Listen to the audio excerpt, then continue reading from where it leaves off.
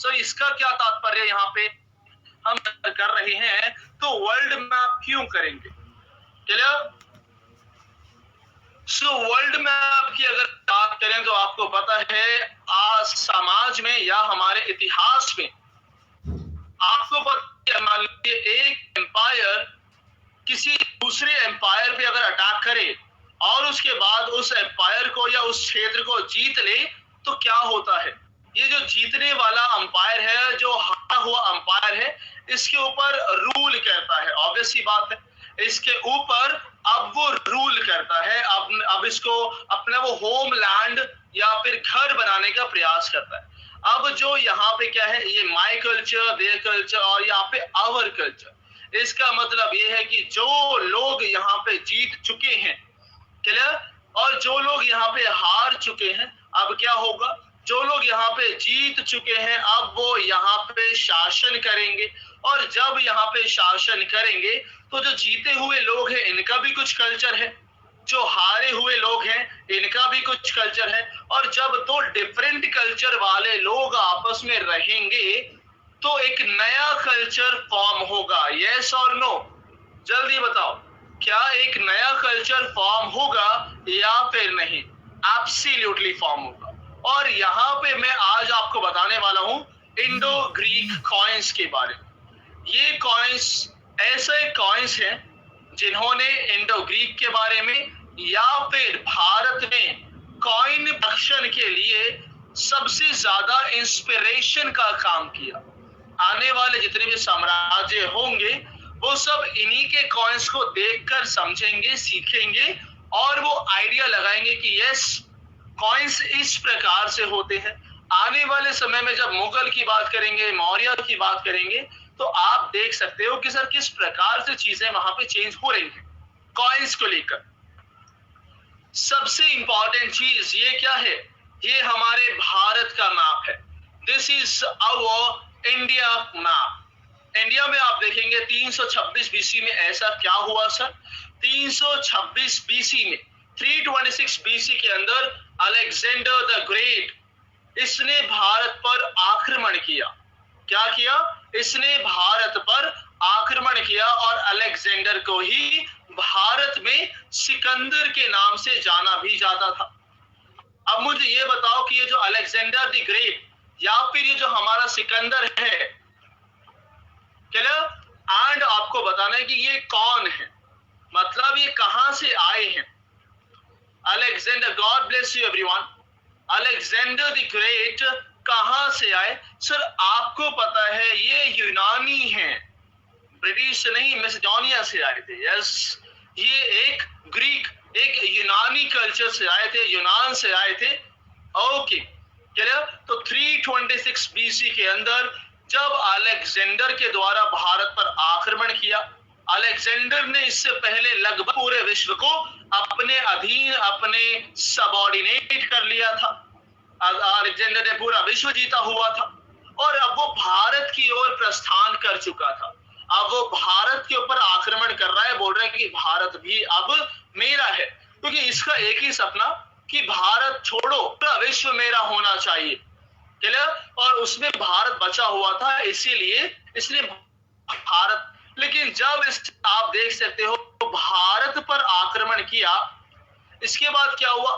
भारत के ऊपर कुछ क्षेत्र पे, नॉर्थ वेस्ट क्षेत्र पर आपको पता है दशराजन वॉर और ये सब हुआ। इसकी सेना ने मना कर दिया कि नहीं, आगे मैं नहीं जाऊंगा, आगे मैं नहीं जाऊंगा, इतने में ही मैं लड़ने वाला हूं, और इनकी सेना ने मना कर दिया। उसके बाद ये जो हमारे सिकंदर या अलेक्जेंडर, इनके पिताश्री का नाम फिलिप, ये वापस जाते हैं, वापस यूनान की ओर लौट जाते हैं, वापस ये यूनान की ओर लौट जाते हैं अपनी आधी सेना को लेकर। आधी सेना उनकी यहीं कहीं रह जाती है, कुछ इनकी सेना हमारे मिडल सेंट्रल एशिया में रुक जाती है, कुछ लोग इनके हमारे भारत में ही रह जाते हैं, और ये स्वयं यूनान वापस चले जाते हैं।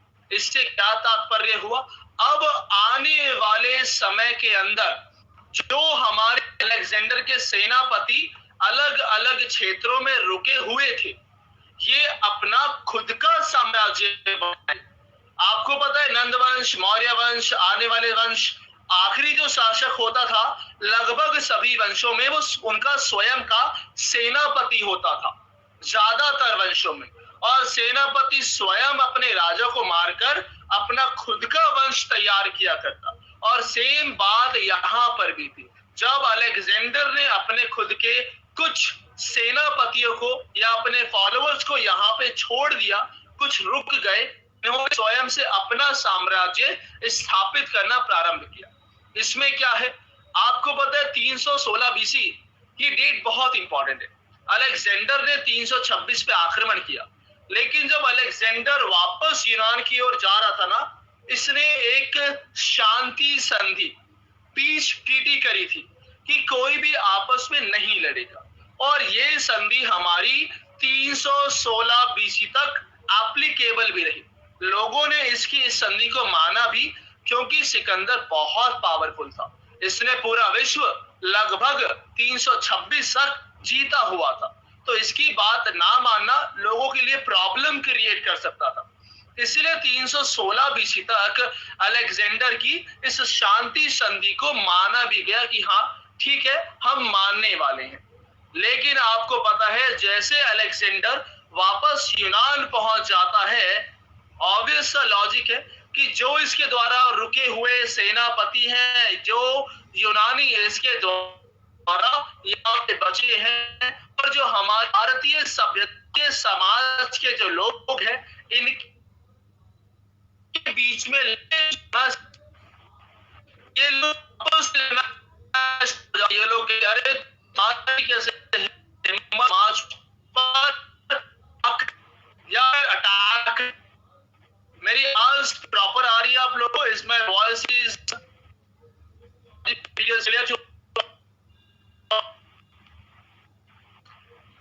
it breaking? It's okay. I'm changing my network connection once. मैं अपना नेटवर्क कनेक्शन एक बार चेंज कर रहा हूं, ओके? तो शायद बीच में 5-10 सेकंड के लिए क्लास स्टक हो जाएगी, तो परेशान नहीं होना। 5-10 सेकंड में वापस स्टार्ट हो जाएगी, ठीक है? 1 सेकंड रुको बस।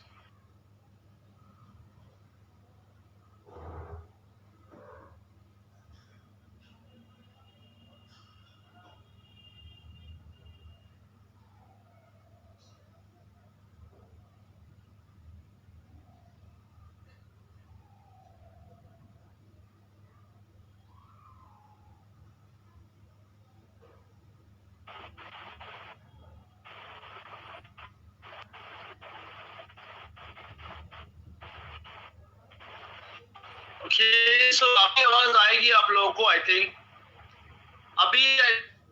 क्लियर हो जाएगा, प्रॉब्लम होगा।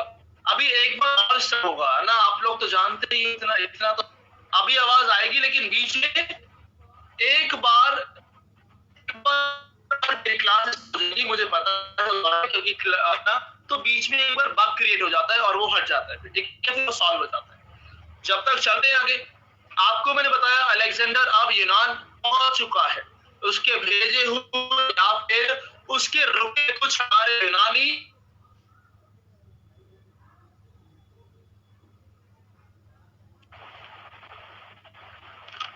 आई नो मुझे पता है, आई नो। अब नहीं होगा। आई थिंक अभी सब कुछ हो जाएगा ठीक, अब नहीं होगा शायद, ठीक है? सो आपको पता है कि सर उसके जो भेजे हुए या कुछ रुके हुए यूनानी हैं, वो भारत के साथ लड़ाई कर रहे हैं, ऑब्वियस की बात है। ऑब्वियसली आप देखेंगे, अब सेल्यूकस निकेटर, आप लोगों ने इसका नाम जरूर सुना होगा। और ये जो सेल्यूकस निकेटर है, ये कौन है सर? ये एक प्रकार का कौन है, जल्दी बताओ कमेंट में। सर ये अलेक्जेंडर का सेनापति था, जिसने चंद्रगुप्त मौर्य आखिर 300 बीसी के आसपास, आखिर चंद्रगुप्त मौर्य के साथ ही, जल्दी बताओ, आखिर चंद्रगुप्त मौर्य के साथ ही सेल्यूकस निकेटर ने क्यों एक शांति संधि आयोजित करी? वाई सेल्यूकस निकेटर ने चंद्रगुप्त मौर्य, सर इनकी बेटी से शादी होती है ना शायद, हाँ बिल्कुल, हेलेना उनका नाम है, जिनकी बेटी हेलेना सेल्यूकस की बेटी, उनसे ही शादी होती है, ठीक है? सो इनके साथ वो संधि करते हैं, और संधि करते तो ऑब्वियस सी बात है, भारत उस समय अखंड भारत था, और उस अखंड भारत के जो हमारे महान राजा हैं उनका नाम चंद्रगुप्त मौर्य है। और इसीलिए सेल्यूकस निकेटर ने क्या इस एब्सोल्युटली आर्यन चंद्रगुप्त मौर्य का या मौर्य वंश का बोलबाला था 300 बीसी के आसपास, और इसी को ध्यान में रखते हुए सेल्यूकस निकेटर ने 305 में चंद्रगुप्त मौर्य के साथ एक संधि को स्थापित किया। ठीक है, जब सेल्यूकस निकेटर ने अपना एक एम्पायर क्रिएट कर लिया, चंद्रगुप्त मौर्य के साथ एक संधि, शांति संधि आयोजित कर ली, तो अब ये आराम से अपने एम्पायर में काम कर रहा है। और हिस्टोरियंस का मानना है कि जो हमारा ये लाल कलर के एरिया में देख रहे हो, लाल कलर के एरिया में ये हमारा आप देख सकते हो, ये अरेबिया है, ऑन एवरीथिंग इज हियर। सो आप यहाँ पर देख सकते हो कि किस प्रकार से सेल्यूकस निकेटर के द्वारा जो एम्पायर को एस्टेब्लिश किया गया था, जो एस्टेब्लिश किया गया था, उस एम्पायर को हेलेनिस्टिक सेल्यूसिड एम्पायर के तौर पे जाना जाता था। क्लियर है?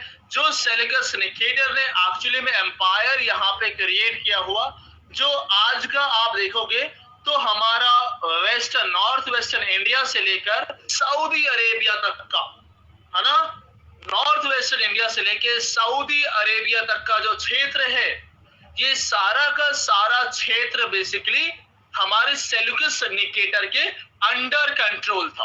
और यहाँ पे लगभग 20 छोटे छोटे राजा यहाँ पे रूल किया करते। ठीक है, यहाँ पे हमारे छोटे छोटे राजा रूल किया करते थे इसी अंपायर के अंदर।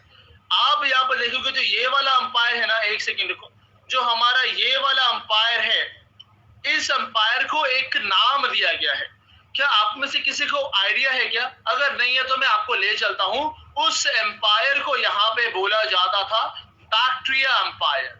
आप लोग जरूर अवेयर होंगे, आप लोगों ने जरूर बैक्ट्रिया एम्पायर का नाम सुना होगा, लेकिन आप लोगों ने केवल इस बैक्ट्रिया एम्पायर का नाम ही सुना होगा। क्लियरिटी के साथ शायद मुझे नहीं लगता है कि आप में से बहुत से लोगों को पता होगा। मैंने कहा है शायद बहुत से लोगों, मैंने ये नहीं कहा किसी को नहीं पता है, ठीक है ना। तो शायद बहुत से लोगों को बैक्टीरिया के अंपायर के बारे में वो क्रिस्टल क्लियर के साथ आइडिया नहीं होगा। मे बी आज आपको ये सब चीजें एकदम पानी की तरह साफ हो जाएंगी और आप बोलोगे सर हिस्ट्री इतनी इजीली भी पढ़ी जा सकती है, और मैं बोलूंगा यस, बिल्कुल पढ़ी जा सकती है। बैक्टीरिया का एक हमारा महान शासक जिसका नाम क्या था आप देख नहीं पा रहे होगे, जिसका नाम है डेमेट्रियस। एक सेकेंड, इसका नाम है एक्चुअली में डेमेट्रियस वन। इनका नाम क्या है? इनका नाम है डेमेट्रियस वन, जो बैक्टीरिया के एक महान शासक, जिनका नाम और काम बहुत ही ज्यादा पावरफुल और ये एक्चुअल में बहुत ही ज्यादा स्ट्रॉन्ग भी थे। डेमेट्रियस वन, सर ये यहाँ कैसे पहुंच गए? अभी तो आप यहाँ पर बता रहे हो कि ये इधर है। आप लॉजिकली देखो कि यहाँ पे मैंने आपको बोला नॉर्थ वेस्टर्न रीजन है हमारा भारत का, अफगानिस्तान पाकिस्तान है ना, ये वाला रीजन है, ये बाउंड्री है ना, ये अफगानिस्तान पाकिस्तान वाली बाउंड्री है, और बैक्टीरिया अंपायर यहीं पर है। धीरे धीरे डेमेट्रियस ने क्या किया, हमारे और प्रस्थान करना स्टार्ट हुआ। पहले इसका अंपायर केवल यहां तक था, लेकिन धीरे धीरे आप देखोगे डेमेट्रियस ने अफगानिस्तान, पाकिस्तान और हमारा जो नॉर्थ वेस्ट इंडिया है इसको अपने अंडर कंट्रोल लेना स्टार्ट किया।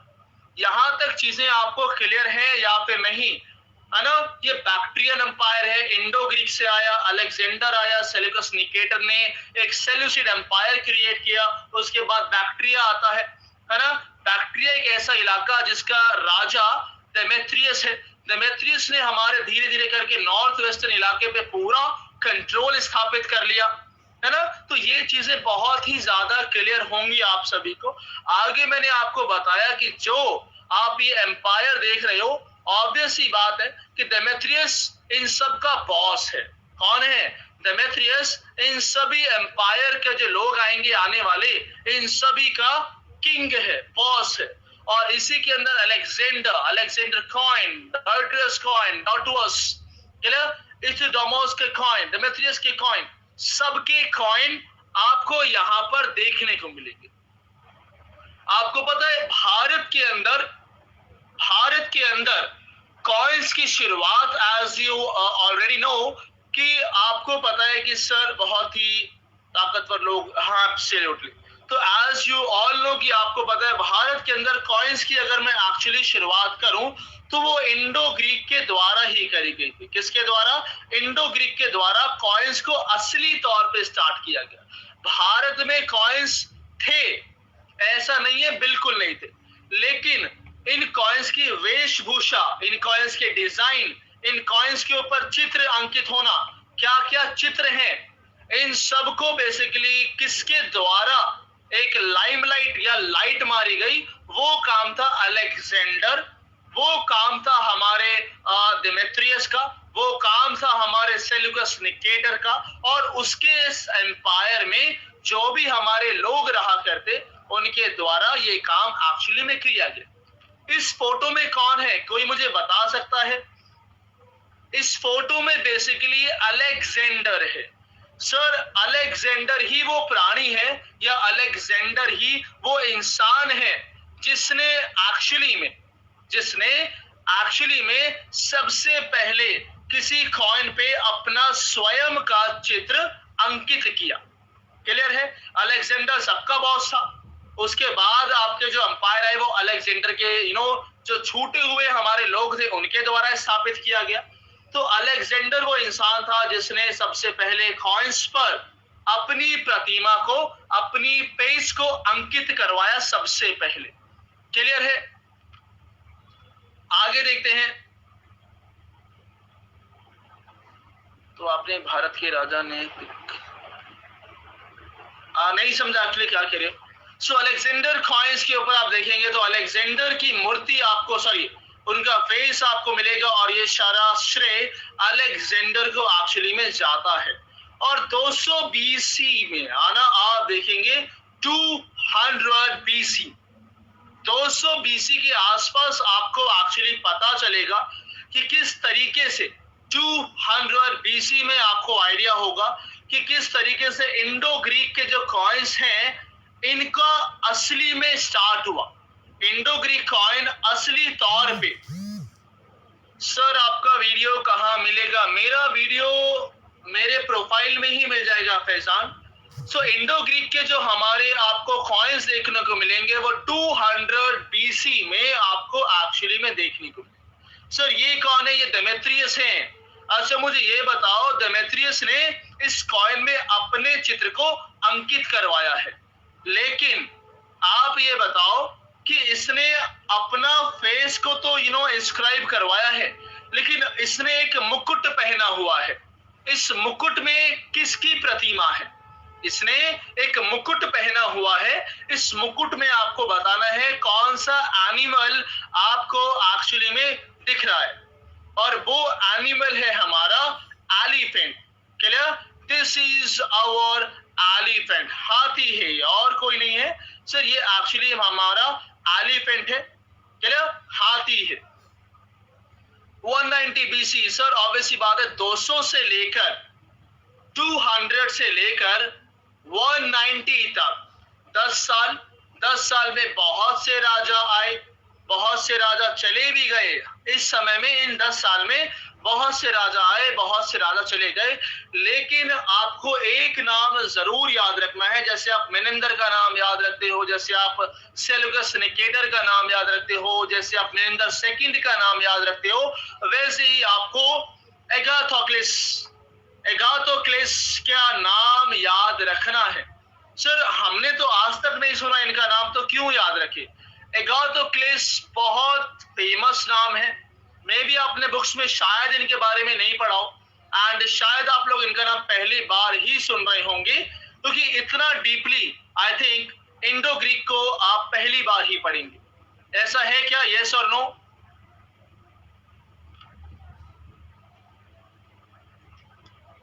ऐसा है क्या? यस और नो? इंडो ग्रीक को आप शायद पहली बार ही पढ़ रहे होंगे, मे भी ऐसा मुझे लगता है। एंड बिल्कुल पहली बार ही आप इंडो ग्रीक को पढ़ रहे हैं, इसीलिए मैं आपको हर एक चीज कराऊंगा। विजयनगर, मुगल एम्पायर, गुप्ता एम्पायर, सब चीज आपको इसी फॉर्मेट में इसी ढंग से पढ़ाऊंगा और आप बहुत एंजॉय करोगे। आपको हिस्ट्री में मैं गारंटी देता हूं, इट्स नॉट लाइक दैट कि मैं कुछ साइन करूं तभी अच्छा मिलेगा, फ्री में मिल रहा है तो भी बेस्ट मिल रहा है। रेस्पेक्ट करनी आनी चाहिए and that's all. I think आप अंडरस्टैंड कर रहे हो what I am trying to say actually. So 190 तक आपको पता है एगाथोक्लिस की बात की जाए तो एगाथोक्लिस एक ऐसा राजा जिसने बहुत से कॉइन्स बनवाए, बहुत से कॉइन्स का प्रोडक्शन करवाया। अच्छा ये बताओ, एगाथोक्लिस के द्वारा जो कॉइन्स बनवाए जाते थे, क्या इनका आकार, क्या इनका शेप एंड साइज सेम रहता था क्या? जल्दी बताओ। एगाथोक्लिस के द्वारा जो कॉइन्स का निर्माण करवाया जाता था, क्या इनका शेप एंड साइज सेम रहता था? यस और नो? Absolutely no. ध्यान रखिएगा, क्लियर? तो एगाथोक्लिस के द्वारा कॉइन्स का जो भी प्रोडक्शन या निर्माण करवाया जाता था, इन सभी का ध्यान रखिएगा, शेप एंड साइज सेम नहीं होता था। All clear? Just 1 minute.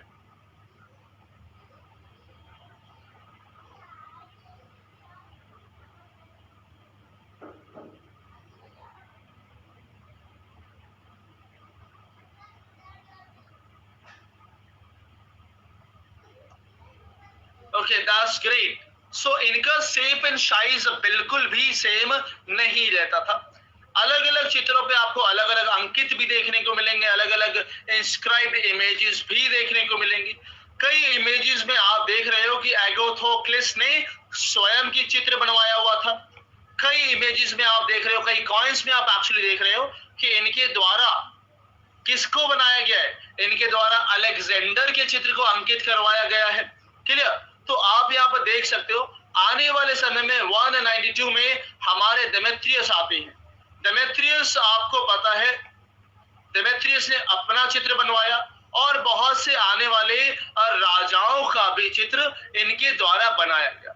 Indo Greek के द्वारा जो भी कॉइन इश्यू किए जाते थे, या डेमेट्रियस ने जो भी कॉइन्स इंडो ग्रीक में रहते हुए इशू, हेराक्लिस ये कौन है? कोई मुझे बता सकता है क्या? ये कौन है?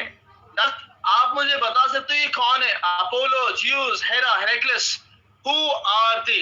दे are in gods, they all are Greek gods. और डेमेट्रियस का प्रोडक्शन या निर्माण कराया जाता था, उन सभी में आप देखेंगे तो कई इमेजेस में आपको ग्रीक गॉड की प्रतिमा या ग्रीक गॉड का चिन्ह या फिर उनकी फेस आपको अंकित या इंस्क्राइब या मेंशन मिलेंगे। क्लियर? और डेमेट्रियस ने बेसिकली ऐसा ही काम किया। डेमेट्रियस ने एक मतलब चौकोर, डेमेट्रियस ने एक्चुअली में चौकोर आकार का, स्क्वायर शेप का एक कॉइन इश्यू किया।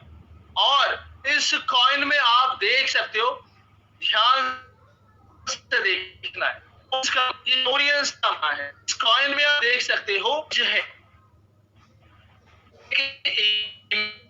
इमेज है, जिसमें आप देख रहे हो कि एक महिला के हाथ में एक लोटस है। और हमारे हिस्टोरियंस ने इस इमेज को किससे जोड़ दिया? हमारे हिस्टोरियंस ने इस इमेज को लक्ष्मी माँ से जोड़ दिया, क्योंकि आपको पता है लक्ष्मी माँ के हाथों में स्वयं एक लोटस रहता है। क्लियर?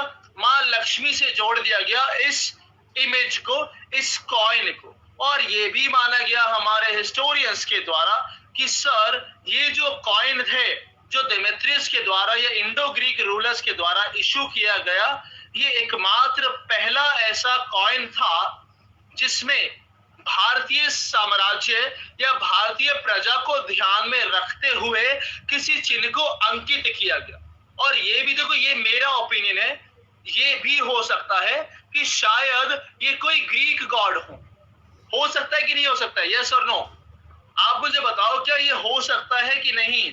इस इमेज के अंदर शायद ये भी हो सकता है कि ये कोई ग्रीक गॉड हो, लेकिन हिस्टोरियंस का माना है, हिस्टोरियंस ने बोला है तो हम हिस्टोरियंस की बात को ही मानेंगे।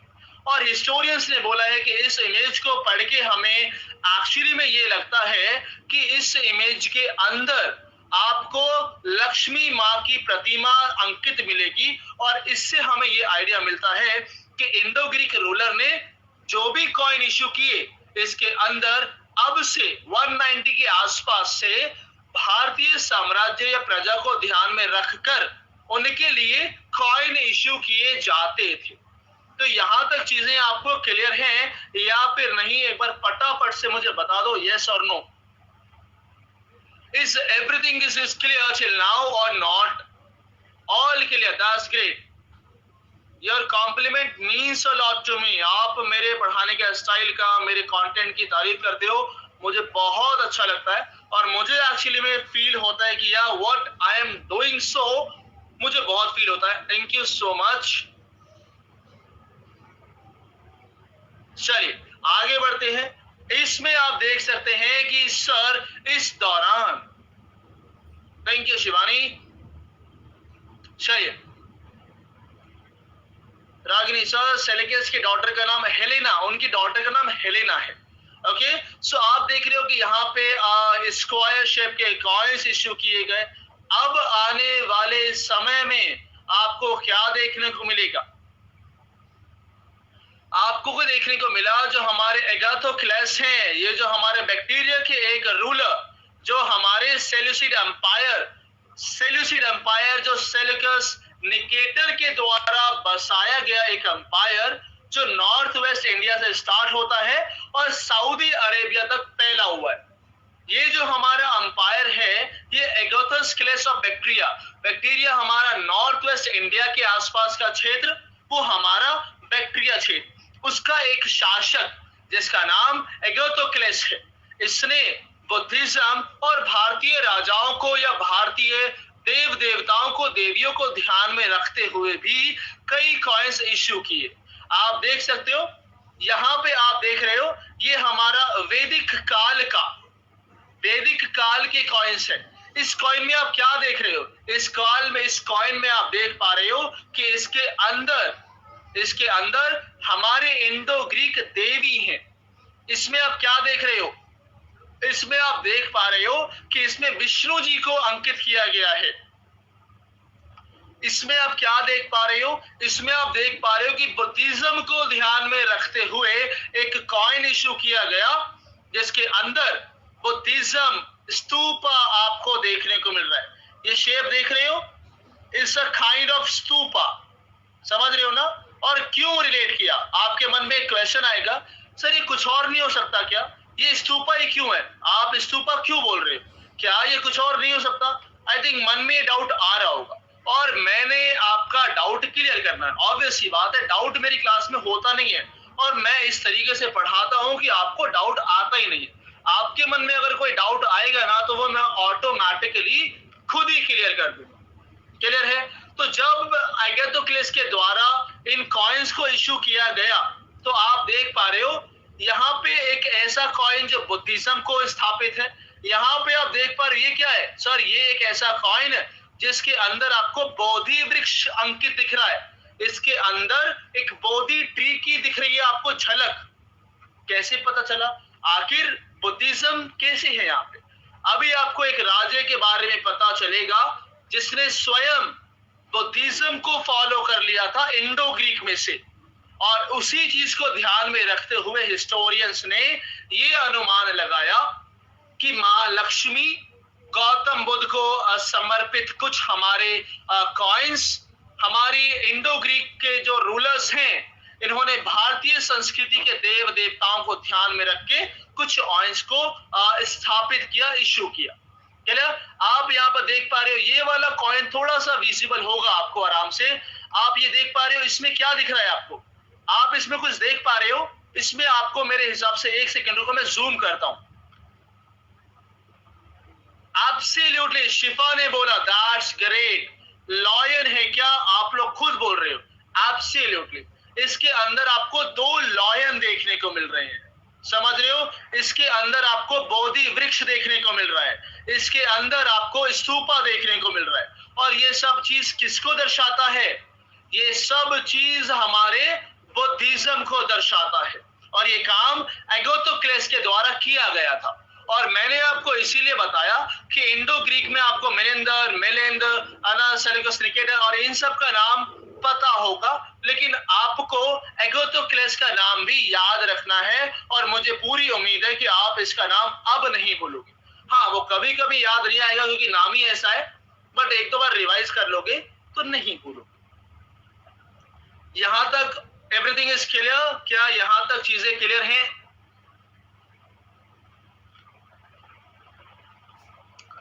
All clear? चलिए, दैट्स ग्रेट। आगे बढ़ते हैं, फिर आगे बढ़ते हैं और हमें देखने को मिलता है 174 BC। अब हमारे नए नए रूलर आएंगे। नए नए रूलर में कौन आया? डेमेट्रियस 2 आया, एंटिमाचस 1 आया। मतलब ये अलग अलग आने वाले रूलर्स हैं जिन्होंने अपने अपने स्टाइल में कॉइन को इशू किया। सब में क्या कॉमन है? क्या मुझे कोई बता सकता है क्या कि अलेक्जेंडर के समय से लेकर 160, 150 या 100 या टिल 80, क्योंकि आपको पता है 80 BC तक हमारा इंडो ग्रीक उनका डिक्लाइन स्टार्ट हो जाता है। तो उनमें क्या कॉमन है? शेप साइज कॉमन कैसे हुआ शिफा? अभी यहाँ पे सर्कल देख रहे हो, इससे पहले स्क्वायर आपने देखा, तो शेप एंड साइज तो कॉमन नहीं है। यहाँ पे एक चीज कॉमन है कि आपको देखने को मिल रहा है कि सभी कॉइन्स में आपको चित्र देखने को मिल रहा है ना? इन सभी कॉइन में किसी ना किसी राजा का पिक आपको देखने को मिल रहा है, उनकी प्रतिमा देखने को मिल रही है। वो जो चित्र दर्शाया गया है वो आपको एक्चुअली में देखने को मिल रहा है। यस और नो? बिल्कुल मिल रहा है। तो ये चीजें कॉमन है। मैंने ये क्यों, देखो ऐसे ही होता है। अगर आपको you have to inbuild your personality, आप अगर चीजों को कोरिलेट करना चाहते हैं, अपने आप को थोड़ा सा औरों से अलग बनाना चाहते हैं, तो आपको थोड़ा सा एक्स्ट्रा सोचना पड़ेगा। आप अगर पढ़ेंगे जो दिख रहा है केवल वही पढ़ के आगे निकल जाओगे, अपना एनालाइज नहीं करोगे, अपने हिसाब से कुछ नहीं करोगे, तो मजा नहीं आएगा और ऐसे नई नई चीजें आप सीख नहीं पाओगे। समझ रहे हो ना? चलो आगे बढ़ते हैं। ये कौन है? ये खतरनाक प्राणी या खतरनाक इंसान जिसकी नाक ऐसी है कि अगर किसी को टच कर दे तो आगे आप अंदाजा लगा लो। समझ रहे हो ना? इनका नाम है यूक्रेटाइड्स। इनका नाम क्या है? यूक्रेटाइड्स। क्लियर? इनका नाम एक्चुअली में यूक्रेटाइड्स है। और यूक्रेटाइड्स क्या स्पेशली है, इसमें ऐसा क्या खास है? इस कॉइन को देख के आप क्या समझ रहे हो? इस कॉइन को देख के आप क्या समझ रहे हो? गोल्ड के कॉइन्स हैं, एब्सोल्युटली। ये हमारे सोने के सिक्के हैं। और सर, आपने जितने कॉइन्स पीछे देखे हैं उन कॉइन, वो सारे कॉइन एक तरफ और यूक्रेटाइड्स का ये गोल्ड कॉइन एक तरफ। क्यों? आखिर ऐसा क्यों? क्योंकि यूक्रेटाइड्स ने 170 से लेके 145 तक जो हमारा हिंदू कुश है ना, जो हमारा हिंदू कुश है, हिंदू कुश मतलब अपना नॉर्थ वेस्टर्न एरिया या अंपायर, हिंदू कुश के ऊपर इसके द्वारा विजय प्राप्त करी गई। और इसी खुशी में इसने गोल्ड कॉइन इशू किए। समझ रहे हो? जो हमारा नॉर्थ वेस्टर्न अंपायर है, हिंदू कुश वाला क्षेत्र, पहाड़ी है वो अलग है, एम्पायर की बात कर रहा हूं। तो जब इसके द्वारा उस एम्पायर को ऊपर विजय प्राप्त करी गई, ये बहुत प्रसन्न हुआ। अरे वाह, मैंने उसको जीत लिया। और इसी खुशी में इसने एक्चुअली क्या किया? इसने एक्चुअली हिंदू कुश को विजय जब उसकी प्राप्त हो गई तो इसने उन कॉइन्स को बनाया। और उस कॉइन में आप देख सकते हो इसने ऐसा दर्शाया, हिंदू कुश को विजय प्राप्त करने के बाद इसने गोल्ड कॉइन इश्यू किए। और ये गोल्ड कॉइन इतना बड़ा, इतने बड़े बड़े कॉइन थे, अंदाजा लगा रहे हो? इतने बड़े बड़े कॉइन, मतलब जो कॉइन जनरली होते थे उसके डबल साइज के कॉइन थे। किसके द्वारा? यूक्रेटाइड्स के द्वारा। आने वाले समय में आप देखोगे जो भी हमारे इससे पहले कॉइन्स आप ये देख रहे हो ना, अलग अलग कॉइन्स, इनका साइज देखो और ये एक गोल्ड कॉइन का साइज देखो। ये एक गोल्ड कॉइन इन 2 कॉइन्स या इन 3 कॉइन्स के बराबर था। इतना बड़ा ये गोल्ड कॉइन था। एक सेकंड में लैपटॉप को चार्ज में लगा लेता हूं, अदरवाइज क्लास हमारी आधे में रह जाएगी। कहां गया ब्रो चार्जर? ये रहा। अब देखो तो पढ़ाने में मैं इतना मगन हो गया कि मैं भूल गया। ऐसे ही होना चाहिए। देखो पढ़ने बैठो ना तो अगर अच्छी चीज पढ़ रहे हो तो भूल जाओ, बाकी अगल बगल याद नहीं आना चाहिए। अगल बगल ही याद आ रहा है, पढ़ाई का समझ नहीं आ रहा है तो बस समझ जाओ। समझ रहे हो? मुझे सर आपकी क्लास बहुत इंटरेस्टिंग होती है, मजा आता है। Thank you. वो हमारे अलग अलग डिफरेंट काइंड के मेडल के हैं, करेंगे। तो आप कुछ को विजय जब तब जाकर इसने इस कॉइन को शुरू किया था।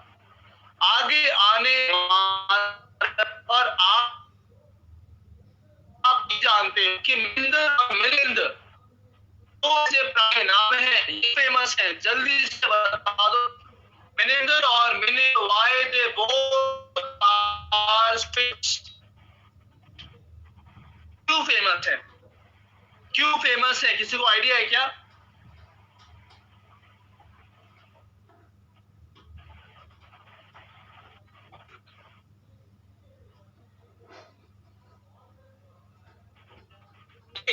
सही है, एब्सोल्युटली।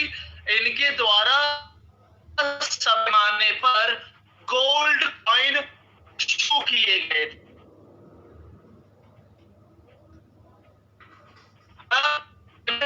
से ज्यादा शुरू है। ये ऐसा प्राणी है जिसने कॉइन को सेटअप कराया था।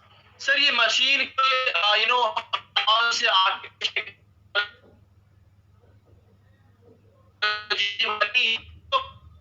प्राणी बोलता हूँ। ये जो हमारा ऐसा प्राणी है, इसने एक्चुअली में कॉइन्स को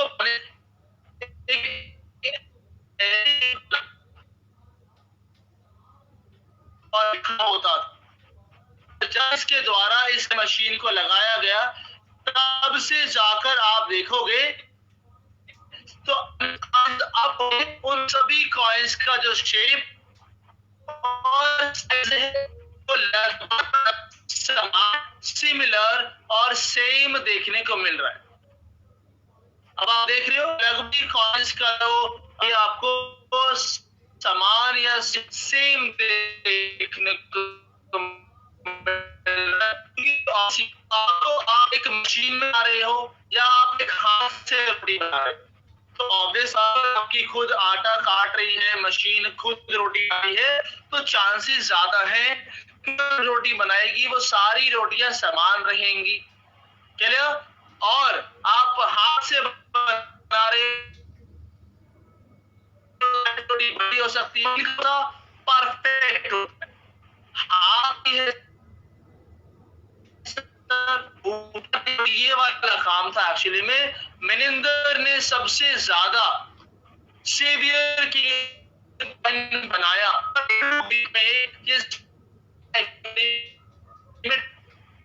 था।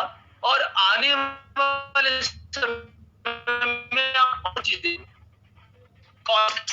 मॉडल यहाँ पे इन्होंने लिया। क्लियर? अलग अलग आपको देखने को मिले। मेरे से बहुत ज्यादा फेमस हो गए थे अपने कॉइन्स की प्रोडक्शन को लेकर। इनके द्वारा बहुत से कॉइन्स का शेयर किया गया और इसीलिए बहुत ज्यादा मिलिंद से सिल्वर में जो या भारत के अंदर जो हमारा सिल्वर था, कॉइन्स को बनाने का इस्तेमाल इनके द्वारा किया गया, बेसिकली कॉइन्स को बनाने के लिए, और बहुत ज्यादा मात्रा में सिल्वर कॉइन के द्वारा किए गए। एक हमें सिल्वर के अंदर एक सिल्वर कॉइन के ऐसा चित्र मिलता है जिसके अंदर आपको एक व्हील मिलती है। कोई बता सकेगा इस व्हील कितने डंडे होते हैं, जिसको धर्म चक्का या धर्म चक्र बोलते हैं? अरे ये हाथ नहीं है, इसके अंदर नहीं, इसके अंदर 8 तिल्लियां होती हैं।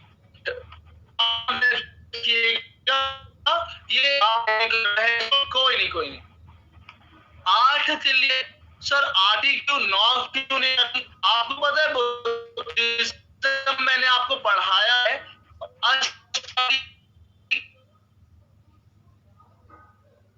का 8 तिल्लियां इसके अंदर बनाई गई हैं, और इसीलिए मिनिंदर के द्वारा एक सिल्वर कॉइन इशू किया गया, जिसके अंदर आपको धर्म चक्का, जिसकी 8 तिल्लियां हैं, आपको देखने को मिलती हैं। और उसी से आप अंदाजा भी लगा सकते हो कि इसके अंदर आपको एलिफेंट देखने को मिल रहा है, इसके अंदर आपको धर्म चक्का देखने को मिल रहा है। तो अब आप गेस कर सकते हो कि मिनिंदर एक ऐसा राजा, दैट्स ग्रेट, उसके आने वाले एगाथोकस, मिनिंदर फर्स्ट, सेकंड, हर एक राजा कुछ इसी प्रकार के कॉइन्स इश्यू कर रहे हैं। अलग अलग लोग इसको बहुत ज्यादा अहमियत दे रहे थे, और मिनिंदर 1 एक ऐसा राजा था जिसने बुद्धिज्म को अपना लिया था। बुद्धिज्म के आने के बाद, इसको अपनाने के बाद, जो मिनिंदर के आने वाले राजा हैं, इस कॉइन में आपको क्या चीज कॉमन लग रही है? कोई मुझे बता सकता है क्या? अब ये मत बोलना सर चित्र बने हमने पहले देख लिया, उसके अलावा आपको कॉइन्स में क्या सिमिलैरिटी देखने को मिल रही है? मुझे ये, सिल्वर भी कॉमन है एब्सोल्युटली सर, कुछ लिखा है एब्सोल्युटली, किंग्स हेड और ये चित्र हैं, ये सब चीजें आपको सेम देखने को मिल रही हैं। सिल्वर कॉइन है, ये भी बिल्कुल सही है, लेकिन आप देख पा रहे हो यहाँ पे कुछ लिखा हुआ है। हर एक कॉइन में ना कुछ कुछ लिखा हुआ है, दिख रहा है आपको? हर एक कॉइन्स में कुछ कुछ लिखा हुआ है, और ये कौन सी भाषा में लिखा है? बुद्धिज्म में कौन सी भाषा को वैल्यू दी जाती है? जल्दी बताओ। पाली लैंग्वेज। और यहाँ पे आप देखेंगे तो इसके अंदर पाली लैंग्वेज में आपको चीजें देखने को मिल रही हैं। मैं ऐसा अंदाजा लगा रहा हूं कि शायद आपने आज तक कहीं पर भी पढ़ा हो कॉइन्स के बारे में, इंडो ग्रीक के बारे में। मुझे ऐसा पर्सनली लगता है कि आई थिंक बिना लिखे, बिना कुछ टाइपिंग किए, इमेजेस के जरिए मैंने आपको इतना कुछ पढ़ाया है, और मुझे ऐसा लगता है शायद मैं गलत भी हो सकता हूं, मुझे ऐसा लगता है कि शायद इससे पहले आपने ऐसा शायद नहीं पढ़ा हो इंडो ग्रीक के बारे में, शायद आपने इससे पहले ऐसा बिल्कुल भी नहीं पढ़ा होगा, चाहे आपने किसी से भी पढ़ा हो। नितिन में तो हाफ पेज में समझाया है एब्सोल्युटली। थैंक यू एवरीवन, बहुत बहुत शुक्रिया आप सभी के सुप्रीम कमेंट के लिए, बहुत बहुत शुक्रिया, आई एम वेरी ऑनर्ड। और कॉन्टिन्यूअस 1 घंटा नॉन स्टॉप बोलना, ये अपने में ही एक डिफिकल्ट जॉब होती है, और मेरा आवाज का जो टोन होता है ना, ये भी मैं स्लो नहीं रखता हूँ। मैं ऐसे बैठकर नहीं, मैं ऐसे नहीं पढ़ाता हूँ कि कॉइन्स है, ये हो रहा है ऐसा, this is not my style, और ना ही मैं ऐसे पढ़ा पाता हूँ। मैं सर, मेरा ऐसा होता है कि मैं कैमरे में घुस जाऊं और आपको हर एक चीज अच्छे से एक्सप्लेन करूं, मतलब मैं शांत बैठ के नहीं पढ़ा पाता हूं। ओके चलिए, तो आप यहाँ पर देख पा रहे हो कि हमारे जो मिनिंदर के आने वाले जो भी रूलर्स हैं, है ना, thank you everyone, thank you so much. तो उन सभी में बेस्ट थिंग कि अपने सब रिवाइज करा दिया। माय प्लेजर सर अभी क्लास में टाइम का पता नहीं चलता। थैंक यू फैसान, थैंक यू जागृति, बिल्कुल ऐसा नहीं देखा मैंने। Thank you Vijay, everyone, thank you जागृति, एवरीवन। चलिए तो पढ़ लेते हैं फटाफट से। कुछ कॉइन्स ऐसे थे जिसके अंदर आपको बुद्धिज्म की पाली लैंग्वेज के बारे में आपको आइडिया मिलता है, आपको पता चलता है। कुछ कॉइन्स में आपको पता चलेगा कि जो हमारे इंडो ग्रीक कॉइन है और ये हमारा इंडिया के अंदर reschedule my time reading and attend this class daily. Thank you Srinidhi, thank you, my pleasure। आप देख सकते हो ये एक मुद्रा है जिसको त्रिभंग मुद्रा या फिर वर्तक मुद्रा बोली जाती है। देखो त्रिभंग मुद्रा के अंदर और वर्तक मुद्रा के अंदर डिफरेंस क्या होता है, आप में से शायद बहुत से लोगों को पता भी होगा। वर्तक मुद्रा का मतलब क्या है? वर्तक मुद्रा एक ऐसी मुद्रा जिसमें हाथ को ऐसे दर्शाया जाता है। ये हमारी वर्तक मुद्रा है जो गौतम बुद्ध से आई है। ये जो हमारी वर्तक मुद्रा है इसके अंदर माना जाता है कि गौतम बुद्ध आपको ज्ञान का आशीर्वाद दे रहे हैं। और त्रिभंग मुद्रा एक ऐसी मुद्रा होती है, क्लियर? त्रिभंग मुद्रा एक ऐसी मुद्रा होती है जिसके अंदर बॉडी का जो पोस्चर होता है ये 3 अंगों से मुड़ा होता है। One is from shoulder, second is from waist and third is from knee. 3 direction में बेसिकली मुड़ा होता है।